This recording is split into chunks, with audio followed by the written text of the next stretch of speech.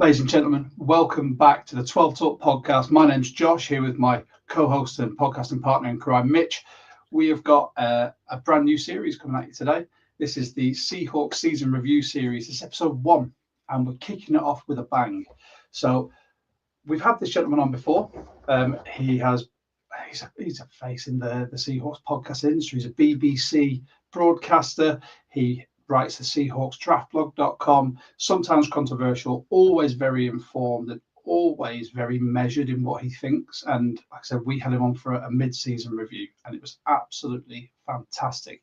So we've got Rob Staton, who's going to be popping on for us very soon.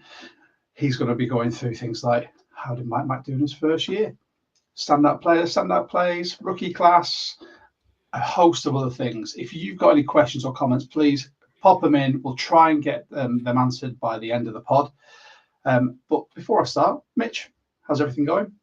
Got a good week? Really good, mate. Yeah, really good. Doing my absolute best to swerve all the lurgy that's going around at work, because it seems like everyone and their dog has had something horrific so far in 2025. But I'm very good. I'm really enjoying the playoffs so far. I think we've got a real fascinating set of matches and a really interesting route to what could be a real interesting Super Bowl this year, because I'm not convinced the Kansas City Chiefs get there, and I'm really, really enjoying the idea of something different shaking out this year, and the 49ers not being there. Not that we're smug about that as Seahawks fans at all. No, not even a little bit. No, but I mean, we've got plenty of off-season stuff to be coming up as well. I can't wait. You've got all your rookie stuff that we're going to be looking at, all the draft prospects, which I'm placing firmly on your shoulders. Because that's your bag, my friend. That is your bag. For those of us that are joining, thank you very much. If you haven't, please feel free to like this video, subscribe to the channel, hit the notification bell, share it with your friends and family, share it on social media. And if you'd like, you could also pop into our Discord. Now, the Discord is free. The master of the Discord is right here. We've got a fantastic group of Seahawks fans from all over the world, and it is growing continuously. You can find it's the pinned post on our X. Also, Mitch will be popping that link in the comments throughout this pod. But without further ado, let's hit the intro and we'll get Robin.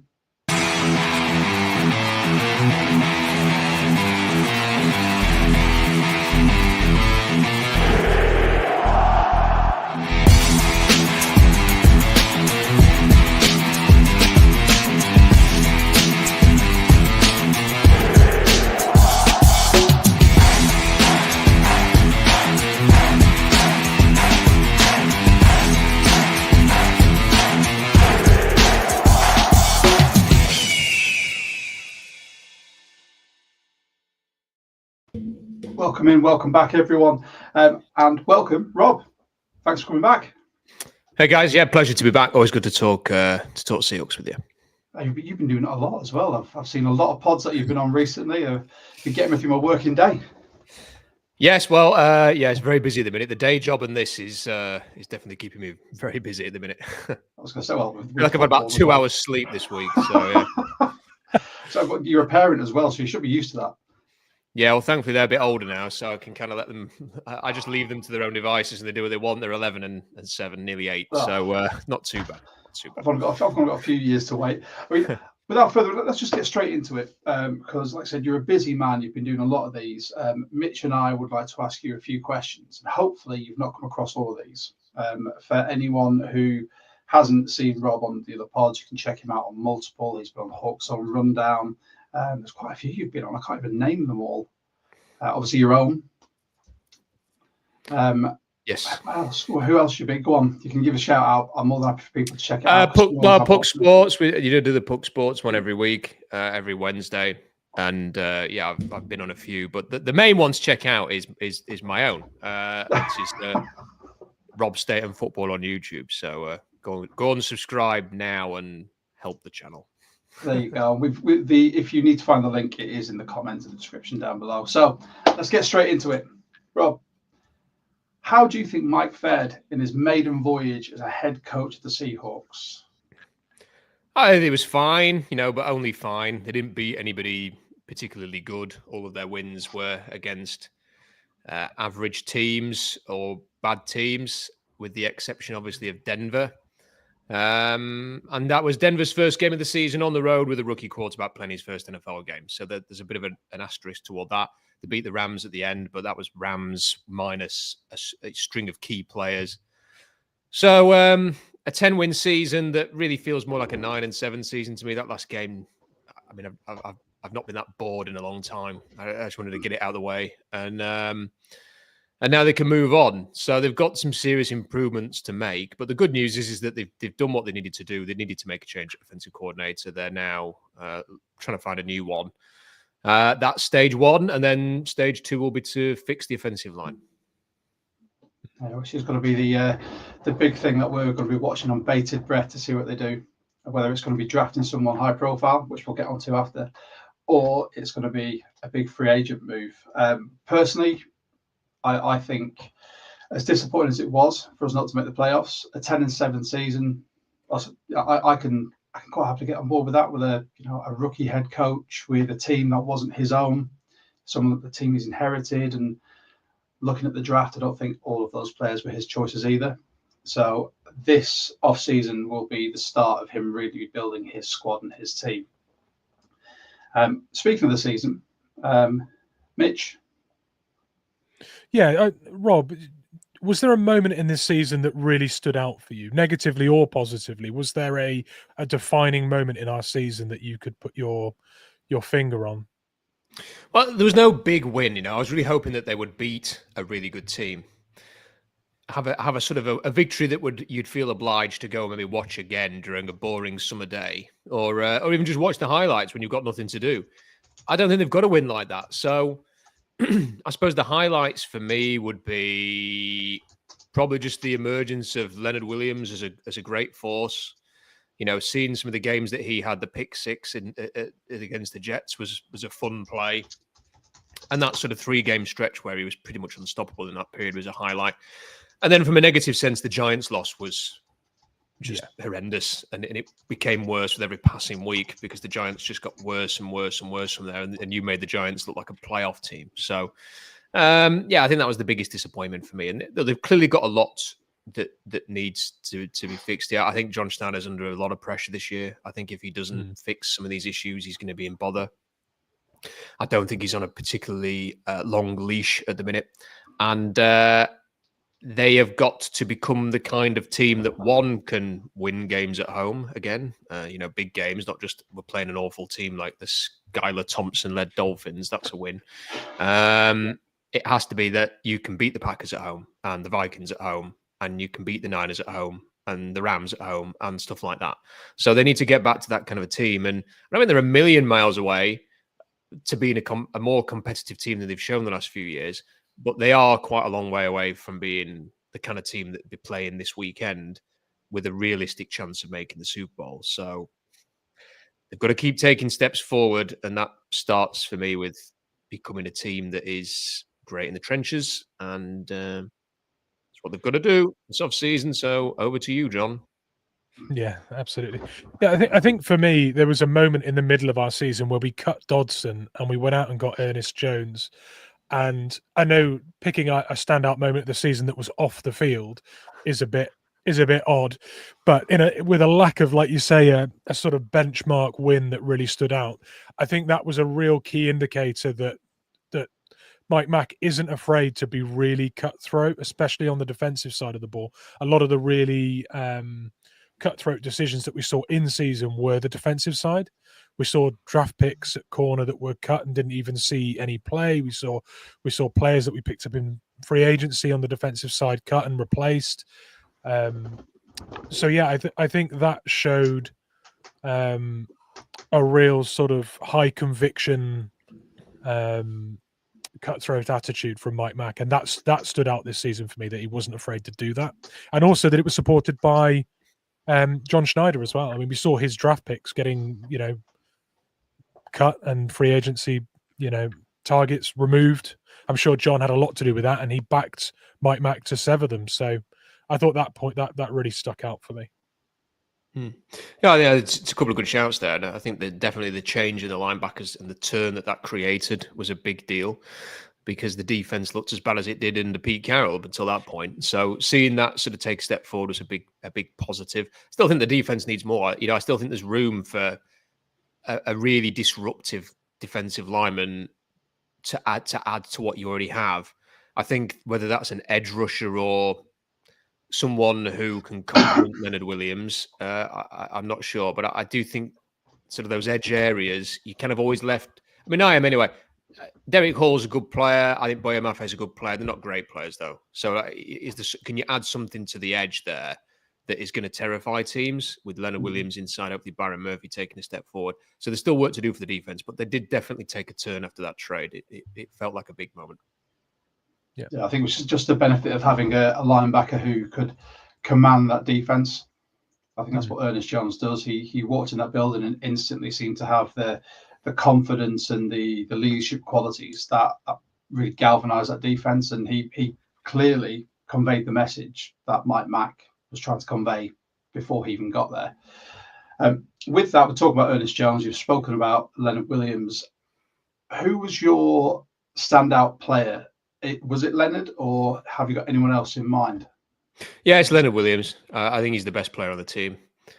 They've not had a player who can do what he can do in...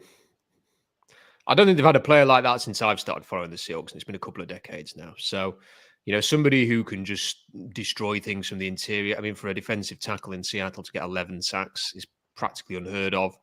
It makes you wonder how many more he could have had if they'd have been playing the way they did in the second half of the season on defense. The first half, he maybe could have pushed up towards 15. So I think to have him playing that way is just fantastic for the Seahawks, and to have a player who teams will have to game plan for every week. It feels as if they've needed that for such a long time. So he is, I think he's the best player the Seahawks have, and very grateful to have somebody who can do what he can do. Yeah, agreed. I wish he was 25 though. Yeah, that is the issue. I think it's the age. Unfortunately, I think this season's belied his age, and I think the way we've used him has been transformative to that D line, where we've moved him around. We've been able to use sort of Jonathan Hankins at nose, then Byron Murphy, Jay Reed's actually come in and done some stuff as well. But it's all allowing Williams to do what he does best, which is get to the quarterback and disrupt. I do agree with what you're saying about the edges. I really like Hall. I like Maffei, but you have to remember they're second round picks. They're not top tier edge rushers. Whereas if you have someone in there that genuinely terrifies a defense to garner more attention, then perfect. With that being your standout, who surprised you the most? Which player on this roster, whether it be a rookie or someone who was already there, surprised you the most this season? I mean, it surprised me that Christian Haynes was so bad and couldn't get on the field. Who surprised all of us? Yeah.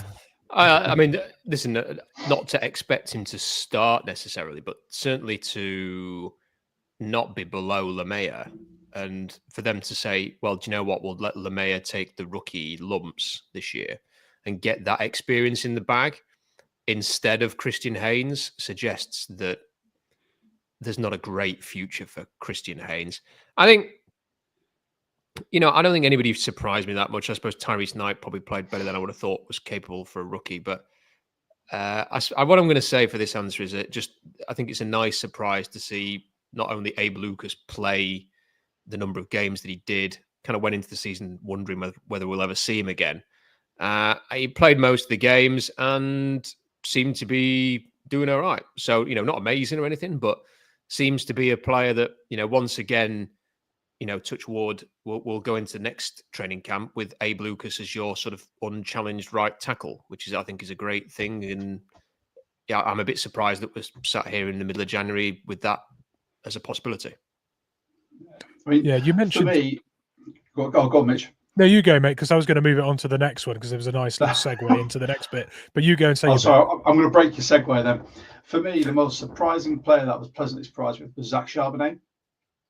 I think he really stepped up every time K9 went down. So the stats on the season we had 1,627 rushing yards. K9 attributed 573 of those with 7 TDs, with an average of 3.8 yards. Charbonnet had 569, 8 touchdowns with an average of 4.2 yards. Now, whether that was because he was a better scheme fit, there's a big conversation to be had about, do you extend K9? I know he's got a lot of lovers, but I get really frustrated with him constantly looking to bounce something outside and try and go for the big run, whereas he's not just taking what's given to him, which Charbonnet seems to have that, put your head down, hit the gap, and then if something opens up from there, take it. And that's what I like to see in sort of a hard-nosed running back. I'd love them to be sort of, I think Mitch and I have said, a 1A, 1B option, depending on the package. But Charbonnet really surprised me. I think he really showed what he did at UCLA this season. And it's going to be a really big headache for a lot of people now in that coaching staff, especially when the new OC comes in. And that's something we'll talk about after as well, Rob, who their preference is based on what their scheme's going to be. Well, yeah, I think Charbonnet's made a case to be the starter for 2 reasons. One, he did play well, and 2, he's not very good as a change of pace back. Every time he goes in as the number 2, he doesn't do anything. So I think you're better off playing to their strengths a little bit. Charbonnet more as that hammer and getting the sort of the tough early yards, and then Ken Walker maybe coming in, you manage his snaps a little bit more, and he provides some electricity. And I don't think they're going to do that, because I think they took Ken Walker very early in the second round and probably want him to be the starter, quote unquote, and that they want to sort of unleash him in a way that he's not been unleashed so far. But I just don't think you're getting the best out of either of them. And maybe if they were going to create the double-headed monster, they should have thought more about the types of backs they were drafting, because to me, Walker's big and explosive and quick. He's a different type of runner, but then you've got another big explosive back in Zach Charbonnet. The Lions have got David Montgomery and Jahmyr Gibbs. They're very different players. They complement each other well. It almost looks with Walker and Charbonnet as if they both need the same kind of role. And then you've got Kenny McIntosh as well, RB3, who I was a big fan coming out of college. I thought he was fantastic. He's a great pass catching back as well. And every time he's come on the field, he's shown glimpses of what he could do in college, just obviously with his measurables throughout that sort of pre-draft process and the draft, at the combine. He fell so far down draft boards. I think we were lucky to get him where we did. And that's just another span in the works there for K9 and the sort of K9 lovers, that you've got the 1A, 1B of K9 Charbonnet, K9, and then wait in the wings, you've got Kenny McIntosh, who's not commanding a lot of cap. And when his rookie deal comes up, do you sign him for minimum? And he can be your RB2 with experience and more sort of snaps played. So I wanted to get your take on that, but this is the most surprising one. I needed to throw that Charbonnet nugget in there as well, because I've been dying to tell someone else, and he's someone that I'm really going to be watching interestingly in the next few years. Yeah, it was an interesting look. I thought that this year Charbonnet started looking like the back that we drafted, and I think JSN started looking like a first-round wide receiver as well. So, but those two obviously were taken early in that same draft, weren't they? And they're suddenly looking like what we envisaged them to be. But I do still think that we utilised them slightly incorrectly. But that's all part of the scheme and the poor play calling we saw this year, I think. Rob, you mentioned Tyrese Knight as a nice surprise. What was your overall thought on our rookie class? Well, I think Byron Murphy had a somewhat underwhelming first season, given that he was sort of surrounded by players who did quite a lot. So, taken just ahead of him is Brock Bowers, who is an elite star player at his position already. Just behind him, you've got a Jared Verse, Chop Robinson, people like that who really had fantastic seasons.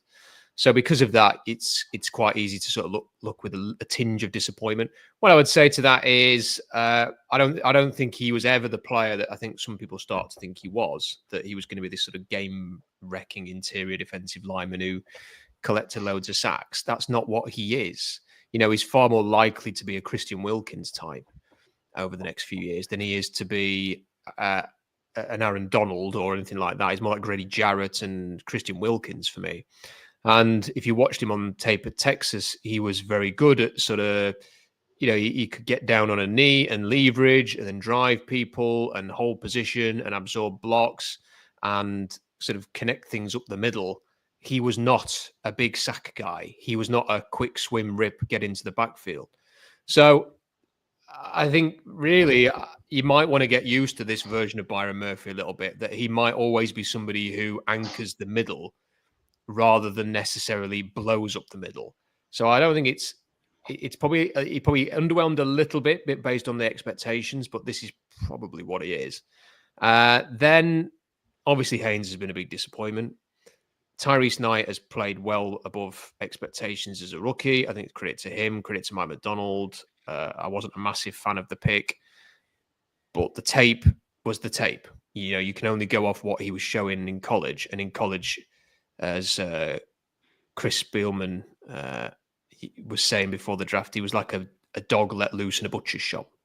That's how he played in college. And in Seattle, he's far more disciplined than you'd expect. So I think it's his credit. AJ Barner, I think he's the reverse of what everyone expected, in that he's quite a decent pass catcher, showed a decent blast of athleticism at times, but his blocking is terrible. So he needs to work on that. And then I think the two cornerback picks were a complete and utter waste. I was not a big fan of Lemay, and still am not really a big fan of his. And so I think, I'm afraid to say it, kind of a bit like a few of the other drafts they've had over the years. And when you look at the Rams, who seem to have game-changing drafts somewhat regularly, it's hard not to be a little bit jealous of that. Yeah. For me, I think it was a below-average result from that draft class. I do still think there's a few players in there that could really come on. Mike Jarrell, I mean, it was kind of a throwaway pick with very high upside potential, but no one really knew how low that floor was because of the division he played his college football in.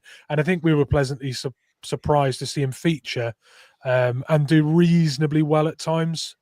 But he is a real diamond in the rough, and I hope we can turn him into something, because it's a good story. But in general, I think that draft class might sort of become a bit of a damp squib, to be honest. But you just look at, the Rams are a good example. The Rams have lost Aaron Donald, and you think, right, well, that's the end of that defense.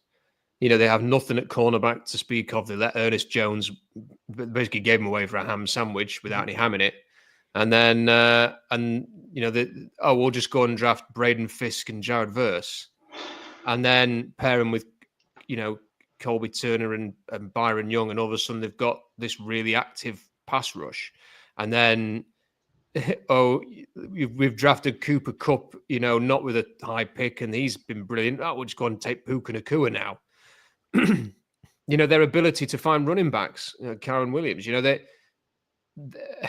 it's hard to look at the Rams and understand why the Seahawks have found it so much more difficult, with so much more draft stock to spend, by the way, over the last few years, than they have, just to find these special players. The players that are going to come in and not just be, they're pretty good. The players that you might see in a trailer for the start of the NFL season, the kind of players who you want to have in Madden, the kind of players that other teams think, I wish we had him.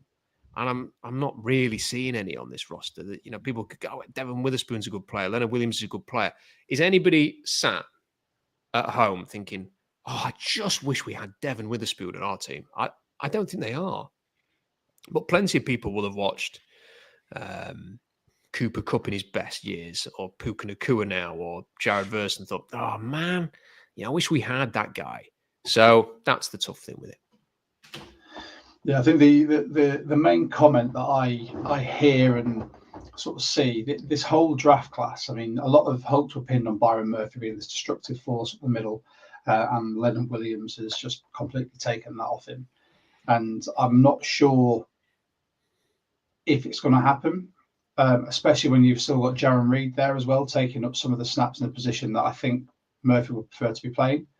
Whether that carries on next season is yet to be seen. But the main conversation about this is that every pick that we've taken, especially in the last draft, it's just squad depth.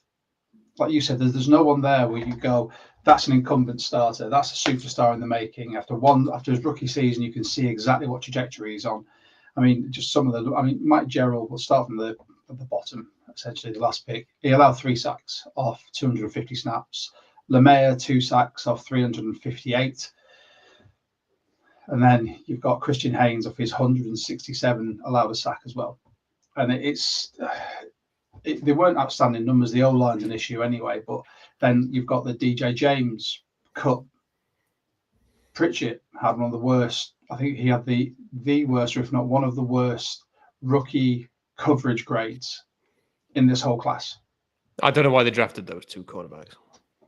I mean, look, I know cornerbacks in a need.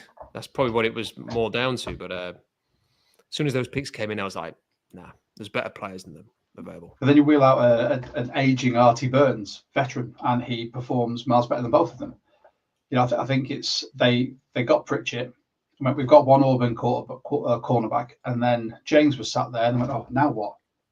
Let's get his running mate, see if we can form a tandem with those two. It just didn't work. And Tyrese Knight, I think Tyrese Knight and Barner are my 2 favourites out of this whole draft class. Sorry, I'll rephrase that. Mitch's boy, AJ Barner, as he called that pick. I'll say it every single time we mention his name. And I think Tyrese Knight, it's right. Tyrese Knight, the more he plays next to someone like Jones, the better he'll get. But is Mike Mack going to see him as the future? If a linebacker comes up in this draft that he really likes and knows will fit his scheme, will they draft him and then just that'll usurp Knight? And that's the level of player we're looking at. He's been good for where we drafted him in the 4th. But if we get someone in the 2nd who's better, then in the pecking order. Yeah, it's possible. I mean, it's just really hard to sort of look at the play. Sorry to go back to that. If you look at the players who were available to the Seahawks in the 5th round, who they could have had instead of Nehemiah Pritchett. Are you about to hurt my heart, Rob? Well, there's a lot of names. I mean, maybe I will mention one of the players that you're after. But between that pick and the Lemaya pick, you have got the likes of Cedric Van Prangranger, who shouldn't have gone in the 5th round as a centre. Just to chuck it, they needed a centre. They signed one in training camp. You know, why not just bring him in? Austin Booker, the defensive end for the Bears. Chris Abrams-Drain was a good player. He's a cornerback. He went to the Denver Broncos. Spencer Rattler was drafted in the 5th round. You know, if you wanted to take a quarterback, you know, they often accused of not taking enough of them. You could have had him, just a flyer there. Why not? Brennan Jackson, I interviewed him pre-draft, playing for the Rams. Really good pass rusher who could have added some quality depth there, given that you had to trade a pick for Trevis Gibson, for God's sake, you know, a few months later.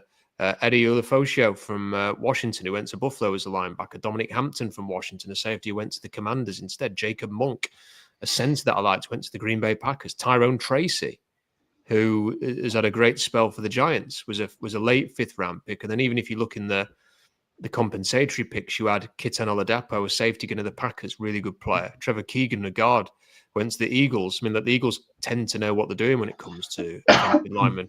You know, these are all players who are available, and it really pissed me off actually at the time that they took Pritchett, because I just thought, you've got all of these available talents. Why have you taken him? And having seen him play, I stand by everything I thought about that pick. I think after that 4th round, the draft just became a bit rudderless. With Mike MacDonald not having any time to look at the combine or do any of his own scouting, it was very much left up to the scouts and Schneider. And they got the interior D lineman, they got the interior O lineman, they got the linebacker, which I think might have gone, I can work with him, and then AJ Barner, the tight end that they probably needed. And then after that, I think it was just, who's on our board? Has anyone got anything written down for this guy? What about this guy? Well, we'll take him. And then that's the Auburn cornerbacks. We'll take Pritchett because we kind of liked him. And then who's left? The DJ James pick, and they go, well, we'll take his running mate because they did all right in college and see what we can make out of that. There was nothing really. I mean, they did it. I mean, like, the thing is with those guys is that my sort of redeeming memory of the cornerbacks that we drafted from Auburn was they gave up that stupid play at the end of the Iron Bowl on 4th and 79 yards to lose the game against Alabama. Like, there was nothing about them that made me think I can understand why they've done that. Really, it just. They must have just thought we need cornerbacks. The talk on the street was they had 4th round grades on those guys, but they were just better players out there. Like, you know, I appreciate Tyrese Knight and AJ Barn have done all right, but passing on Malik Mustafa for those guys, like, come on, man. It's just, you're watching him playing for the Niners and even the TV broadcast going, they've done it again. The Niners, they found another great guy. And you're thinking, I interviewed him. It was obvious on tape. Go and get him, and they let the Niners get him. So it was a great interview as well.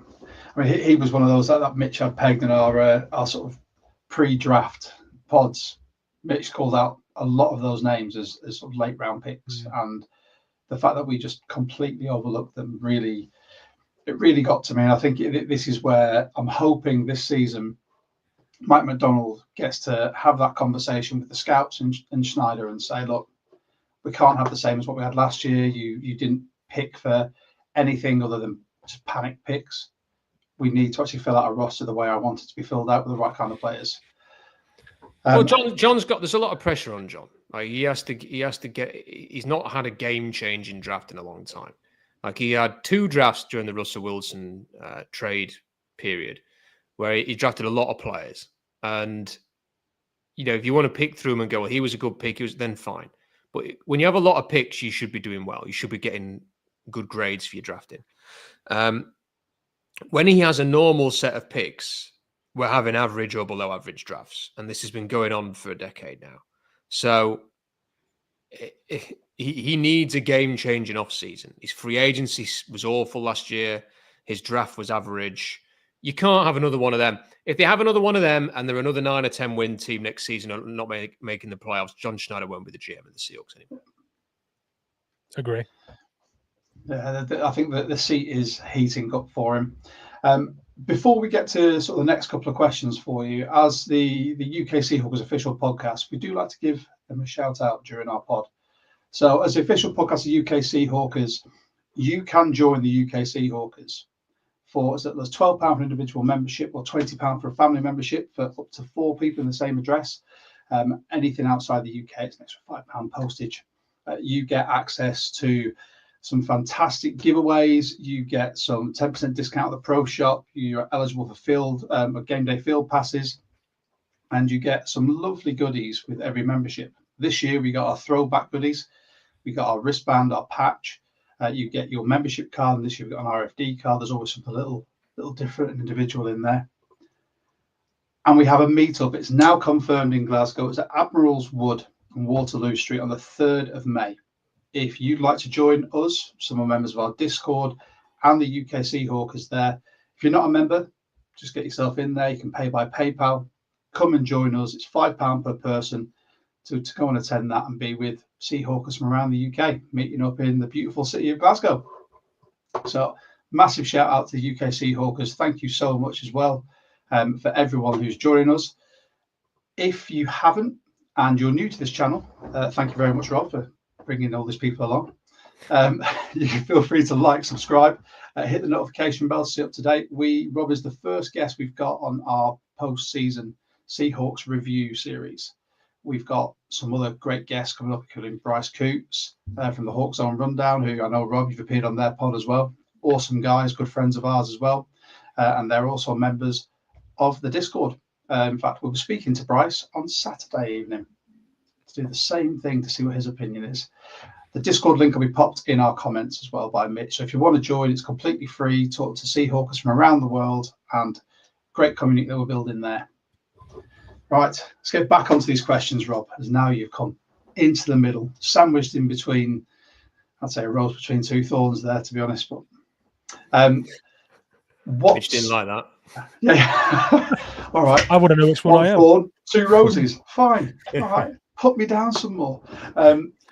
What do you think are? We've addressed the draft. We know that was a failing. What do you think the biggest failing of 2004 was for this season? The offensive line. I mean, no, actually, I'll change my answer to that.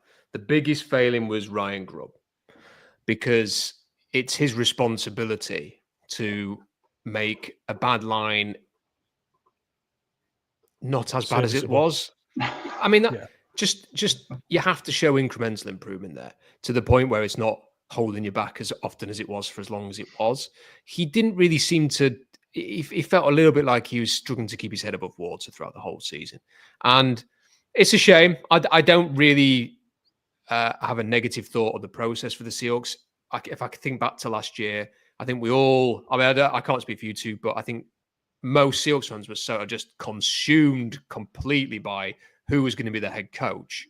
And then once Mike MacDonald was appointed, you kind of like, oh, right, oh, yeah, they've now got to go and get the coordinators. So I really, And then, they're kind of looking around, and it's like, well, they might speak to Chip Kelly. And you're like, oh, God, really? And then it's like, well, they might speak to this guy, and they're going to speak to this guy. And none of them got the juice flowing, did they? There was nobody there who you thought, go and get him. So they give Grubb a chance. Didn't have a problem with them giving him a chance. It didn't work. It was obvious that he and MacDonald didn't see eye to eye from about the Giants game, and it was. I actually am a bit frustrated that they didn't. Now that he has gone and what's come out has come out, I'm a bit disappointed they didn't do it sooner. If they'd done it sooner and just said to Jake Peace, "Go and have a go at this," they might have actually had another win on the board, and that might have got them in the playoffs, and you would have had a chance to test out Jake Peace in the job. So I think that's the biggest disappointment for me, is that they got that wrong. However, give Mike MacDonald and the Seahawks credit. They could easily have just tried to carry on. I get the sense it was so bad that there was no chance of that. But they have moved on. They turned the page. Good for them. Yeah. I think the Grubb experiment was frustrating, I think, for all of us. I've said it on multiple pods. It just seemed like every week Mike Mac had that conversation with him of run the ball, play complementary football, don't have our defense on the field all the time. But Grubb just, I don't know if he was too headstrong or cocksure and went, oh, you know what? I'll run my game, thanks. And just let Geno throw the ball so many times that he ends up with 15 interceptions. Yep. And it wasn't conducive to winning football. We won 10 games, fantastic. But we could have won more if we actually played that complementary football that Mike Mack keeps talking about. And we gave our running backs the ball more, to eat out the clock, to make those yards, to give our defense a bit more of a rest. And I think that's the main reason. Like I said, they didn't see eye to eye. That much was obvious. I'll commend Mike MacDonald for being as mature and diplomatic about his answers when it comes to why to let go of Ryan Grubb as he has been, because he could have just turned around and gone, he just wasn't the right guy for us. He just didn't listen to what we wanted and decided to play his own game. But instead, he's kept all those comments behind closed doors, and they parted ways on good terms and whatnot. Oh, Mitch, that frown says you want to say something. Yeah, no, he did at one point cite creative differences, and I thought that was really interesting, because I'd wondered whether Ryan Grubb had kept resorting back to or leaning upon what he knew rather than what had been agreed. It felt a little bit like he had a comfort zone calling certain plays, whereas what had been agreed that he would build at Seattle wasn't in his comfort zone, but he backed himself to be able to provide that for Mike Mack. But when push came to shove, and the plan that had been drawn up wasn't working, he just resort back to what he knew, which was not at all what Mike Mack had agreed with him. That was my take on it. But then there was a very large sample size of what was being drawn up, especially on first drive, initial drives, was just so far away from what was ever going to score you points. So I think in the end, calling it creative differences is a very polite way of saying that Grubb just couldn't get done what Mike had needed him to do and what had been agreed that they would put together. So that's my take in the end. Agreed. Now, the next lot of questions, Rob, are purely for you. No input from us. Okay.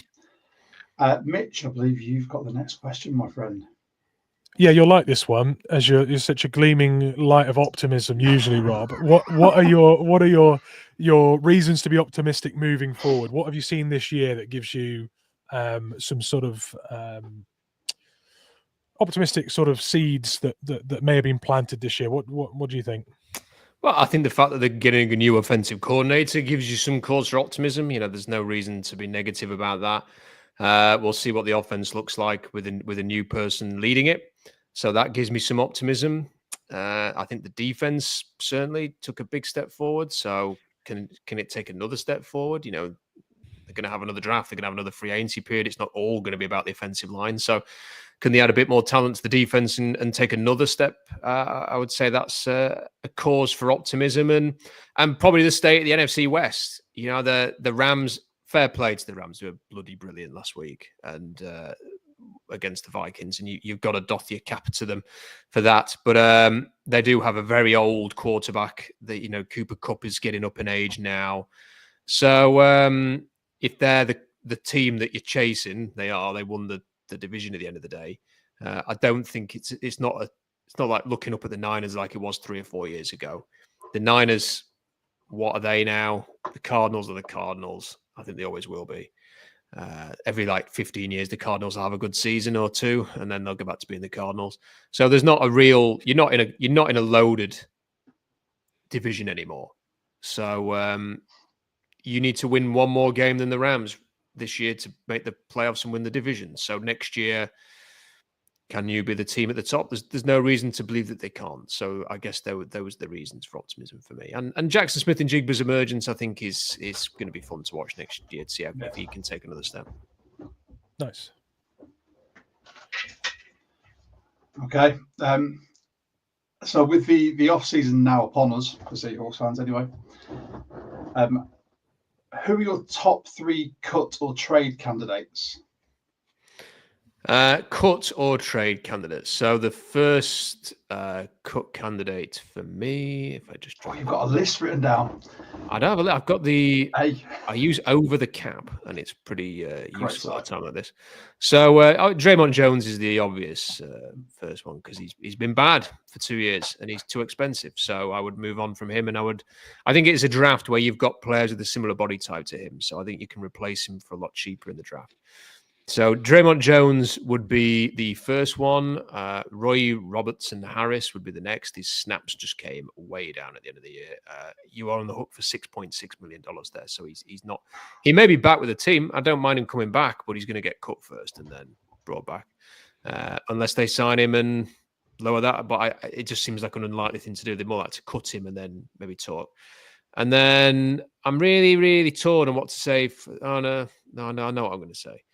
Tyler Lockett, obviously, is the next one because it's just he can't be on a $30.1 or $31 million cap hit next year. So he's going to be cut. He's been a fantastic Seahawk, but I think everybody knows it's the inevitable end now. Ruthless. I love it. Fair enough. There's 3 questions left for you. And I'll take the next one. Then, Mitch, you've got the last 2, my friend. Yeah. Sure. Yeah. So, Rob, what is your 3-point winning formula to success in 2025? Rebuild your offensive line. That would mean free agency and draft. I think you need 3 additions to the offensive line. You're definitely going to need to bring in a left guard who can start. Whether that's going big and spending money on somebody or drafting someone like Tyler Booker, you need a left guard. At center, you've got to have competition there. Although Timmy at least needs to be competing with a veteran or a reasonably high draft pick if it was like a Jake Majors or somebody like that. I don't know if he said if he's declaring or not yet. So I better check that one out. So you're going to need to add some competition at center, and I think you need to add something at right guard as well. I don't think you can just go into it and say, "Well, we'll have another bash with Anthony Bradford, Lamea, and Haynes. You've got to have somebody in there who can start ahead of those guys, even if it means we're going to shift one of them to be a backup left guard or a backup centre or something. I think you need 3 additions on the offensive line. So that's the first thing. The second thing, they need to get the offensive coordinator appointment right, I guess, is an obvious one there. And then the third thing is to add a high upside defensive lineman who can potentially be a game wrecker. Because you're not going to draft there isn't that player's not in this draft. There's no like unbelievable have to have Myles Garrett who's going to be there for the Seahawks. There's not. But there are players in this draft who are going to go in round 1, 2, or 3 who are traits-based players. They've not perhaps played their best football yet, but they've got the potential to be very, very interesting at the next level. So if we're talking purely about success next season, I think it's investing in somebody who you can add another weapon to that defensive line, who can just give that pass rush another notch or another nudge forwards. Yeah, real difference maker. Nice. Okay, well, you briefly mentioned the decision on OC. Have you got a preference amongst the? I mean, we've heard second interviews announced for Fraley and Kubiak as well. Have you got a preference? I've been quite encouraged by the names. You know, I think I am very positive about the people they've spoken to. It's a bit like last year. There's not a great list of options. There's no go and get him type person here.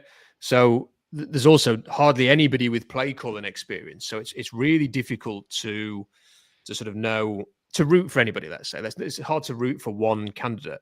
But I think Clint Kubiak makes some sense because he's been an offensive coordinator. He's called plays. He's from the Shanahan tree. And, you know, I think that offense is proven to be very, very good, very effective. I like the way that he speaks. I've listened to interviews with him. He says all of the right things. I can well imagine him and Mike MacDonald. They seem very similar people. So, you know, they could mesh. His dad, Gary, had a lot of success in the league. And maybe he's a chip off the old block in that regard. And then, I think he's somebody who it's very easy to say, yeah, that's fair. That's fair enough. That's a solid appointment if it's him.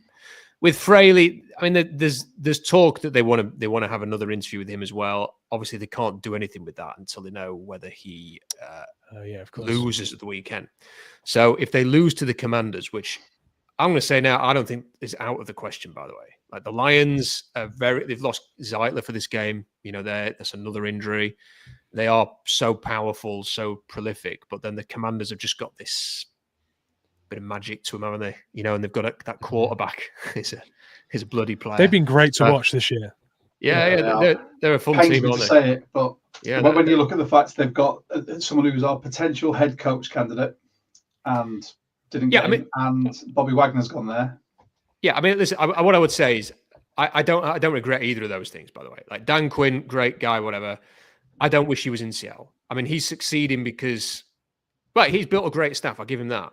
But he's succeeding because Jaden Daniels is there. Like if he had, I think Gino there, I don't think they'd be any better than Seattle, let's say. And Bobby, bless him, you know, has had a great career, but he seems to go somewhere else after leaving Seattle, play quite well. When he's been in Seattle for the last 2 seasons in Seattle, it's been painful to watch. So I don't know if that just gives him a little kick up the arse, you know, when he goes somewhere else and he wants to prove a point or something. But he did get run over by Baker Mayfield last weekend. He did. That was back to the point though, is that with this game, I think it's either going to be like a blowout win for Detroit, or it's going to be really close and the Commanders win. And if the Commanders win, they can meet with Hank Fraley on Monday if they want to, or Tuesday. You know, they could meet with him very quickly. The problem is if they keep winning and they get to the Super Bowl, you ain't going to be able to meet with him until the week before Super Bowl week. So that's a lot. I mean, that's another, what are we talking about? That's another 2 weeks away from next Monday. So that's how can you afford to wait that long? Because if Clint Kubiak gets a job between now and then, he's gone. And then if Hank Fraley, if they lose the Super Bowl, and Hank Fraley turns around and says, I'm coming back to Detroit. I want to win a Super Bowl before I leave. What do you do then? Ryan, come back. What are you going to do? So it's quite tough for them to. I think what they will do is they will probably see what happens this weekend, and if Hank Fraley wins, or if Detroit wins, Hank Fraley might be off the ticket here. They might just give Kubiak the job. If Detroit loses, then they might go back to him. What I will say for Hank Fraley is, if you bring him in, it will be a commitment to the O-line. And everybody likes Detroit's offense. I'm a bit cautious about how he is as a play caller, but I've watched an interview with him, and the guy is a great communicator. So part of me wants him to get it purely for the fact that he seems like he'd be a cool guy to have as your offensive coordinator. So we all thought that about Grubb, though. Yeah, I'm not speaking after the fact. Like, somebody messaged me, I know somebody who would know, let's say, and they said that Grubb was a very divisive figure. That he wasn't for everybody, and I won't say some of the other words that we use, but they. Let's just say I'm not surprised that it hasn't worked out, because he's not for everybody. He just isn't. And I think in the college game, you can perhaps be a slightly different personality than the pros. So. Fair enough. And the last question, I'll throw it over to Mitch, but this is his favourite subject. And I know with you, with SeahawksDraftBlog.com, this will be one of your favourite subjects as well. So, Mitch, fire away. 100%. Right here, I want you to commit. Who were the Seahawks picking at number 18? Commit. Assuming there's no trade back and John Schneider's not, trading back into the second round or something horrible. Who do you think is the most likely player to be the 18th pick? I've not even had the combine yet. Yeah, well, that's true. We've not even had a Senior Bowl, combine. I want a name. I've got a name, but I want to hear yours. I will give you a name. If apologies, if you just wanted a one name answer, then you've gone to the wrong topic, I'm afraid.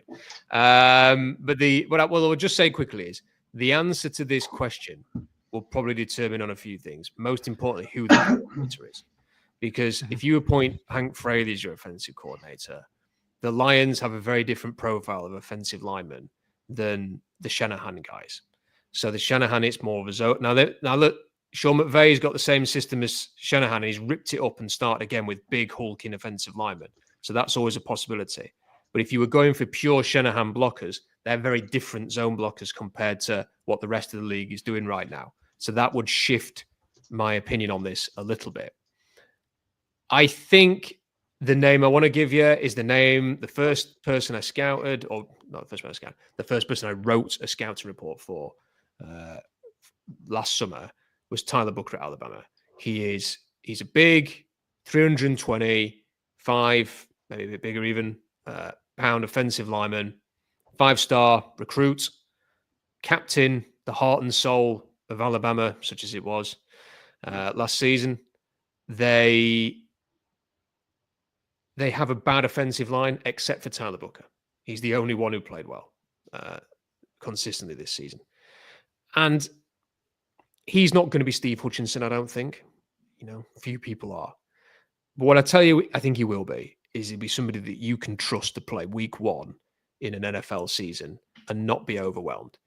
Christian Haynes struggled and he doesn't look like an NFL player, to be perfectly honest. His body shape, and I said this before the draft, I liked him, but his body shape was not typical with an offensive lineman in the NFL. Tyler Booker's an NFL offensive lineman. So you'd have to pay $20 million a year for somebody who's an NFL offensive lineman these days in the free agent market. Tyler Booker would be a lot cheaper if you draft him at 18. So I think there's a lot of players that I could give you as a name there. I'd love to run through about 10 for you. But I'm happy for you to do that, but Josh might tell me off. Come on, we're at time constraints, sir. Tyler Booker's the one. Tyler Booker's my guy as well. I put a little tweet out the other day with the little green Post-it note that was screwed up on draft day, and I've changed it to Tyler Booker no matter what and I posted it, and I thought just early doors got that one out there. I love him, and I think if we take an O lineman that high, I want to see someone that's going to give something to Ken and to Gino. I don't necessarily want to see a pure pass blocking specialist. Sorry, but pass protection specialist. I want to see someone that's going to enable the run game to flourish as well as protect Gino. I think he is exactly that guy, and I think he'll go in the region where we pick. So OC, conditional. Obviously, what we're looking for will change depending on who we get. But I really do think looking at the hole we have and the hole he fills is a perfect match for me. Yeah, and he finishes his blocks. He takes people to the turf. He's a finisher. Yeah, I've said this to a few people. I want to set a bar stewards up front. I don't want finesse. I want aggressive, angry, physical, nasty pieces of work.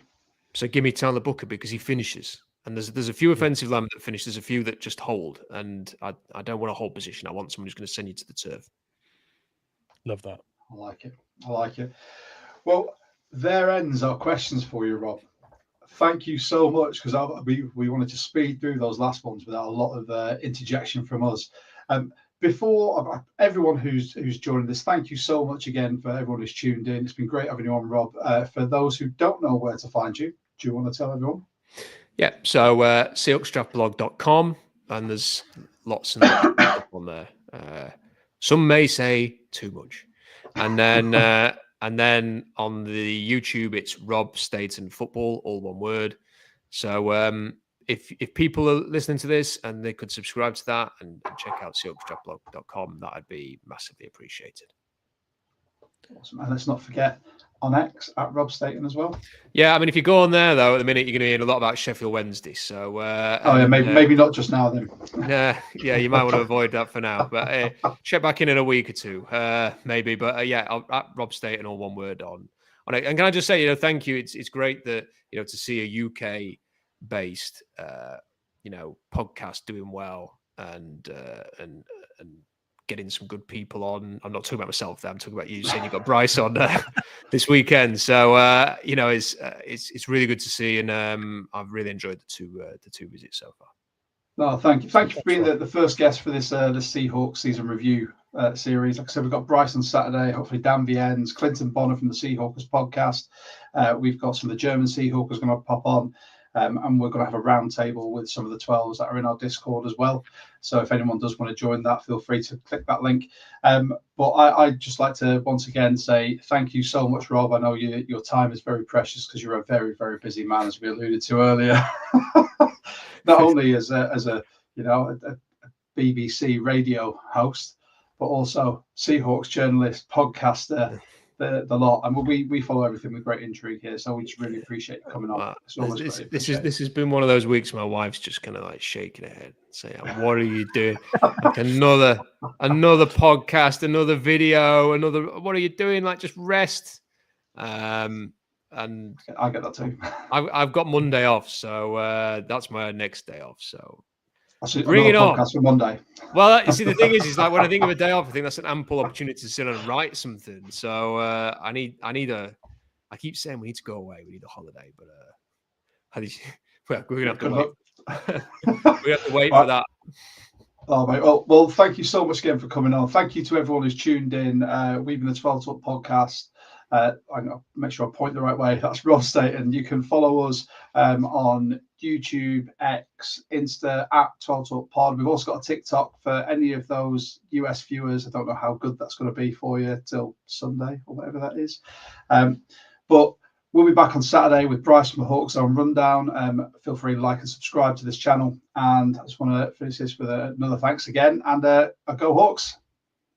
Go Hawks.